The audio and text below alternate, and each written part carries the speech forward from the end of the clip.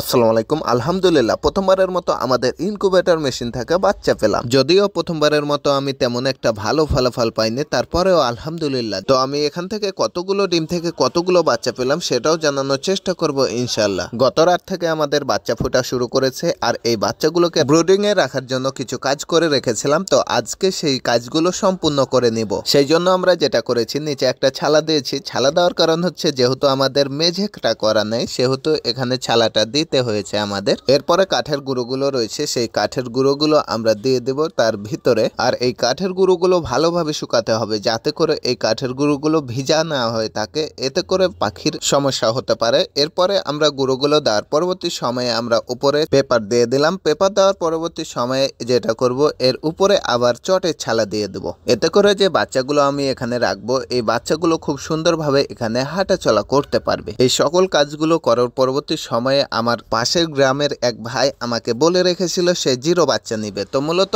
আমি প্রথমত দিতে চাইছিলাম না, পরবর্তী সময় সে অনেক রিকোয়েস্ট করলো আমাকে, তো পরিশেষে আমি তাকে না দিয়ে পারলাম না। তো পরবর্তী সময়ে আমরা এই কাজগুলো করার পরবর্তী সময়ে তাকেই কিন্তু আমাদের এই পাখিগুলো অর্থাৎ পাখির বাচ্চাগুলো দিয়ে দিতে হলো। তো যেহেতু আমি বাচ্চা ফুটাচ্ছি, এরপরেও আমি রাখলেও পারবো, পরবর্তী সময়ে আমি এই বাচ্চাগুলো রেখে দেব। তো তারা 1000 পিসের উপরে বাচ্চা নিবে। তো মূলত এখানে যে বিষয়টি হয়েছে সেটি আপনাদের এখন বলার চেষ্টা করব। প্রথমত যে বিষয়টি হচ্ছে সেটি হচ্ছে, আমরা এই ইনকিউবেটর মেশিনে প্রথমত 1200 ডিম কোয়েল পাখির যে ডিমগুলো রয়েছে, 1200 কোয়েল পাখির ডিম দিয়েছিলাম। তো এখানে যে বিষয়টি হয়েছে, 1200 কোয়েল পাখির মধ্যে মাত্র 500 কোয়েল পাখির বাচ্চা আমরা পেয়েছি। তো কি কারণে এই কাজটি হলো আর কি কি কারণ হতে পারে এটি হওয়ার, তো এখানে যে কয়েকটি কারণ রয়েছে সেগুলোর মধ্যে প্রথমত কারণটি হচ্ছে, আমাদের যে বাচ্চা ফোটা শুরু করেছিল সেই সময়টা থেকে পুরো দিনই কারেন্ট ছিল না আমাদের এই দিকে। আর আমি যে আইপিএসটা এখানে এনেছিলাম, সেই আইপিএসও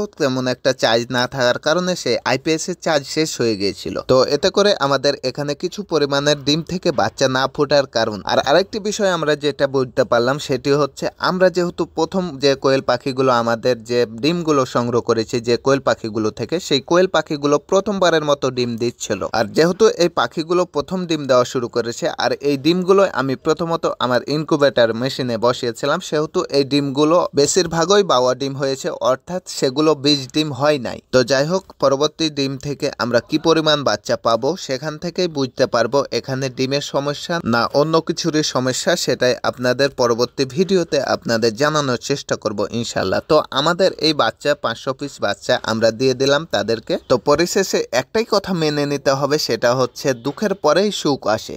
আল্লাহ তাআলা কোনো না কোনো দিক থেকে আমাদের এই লোকসানগুলো পুড়িয়ে দিবেন। তো আমরা পরিশ্রম করে যাব। তো সকলে সুস্থ থাকবেন, ভালো থাকবেন, আমাদের জন্য সকলে দোয়া করবেন। আল্লাহ তাআলা আপনাদের সকলকেই ভালো রাখুন। সকলে সুস্থ থাকবেন, ভালো থাকবেন। আসসালামু আলাইকুম ওয়া রাহমাতুল্লাহ।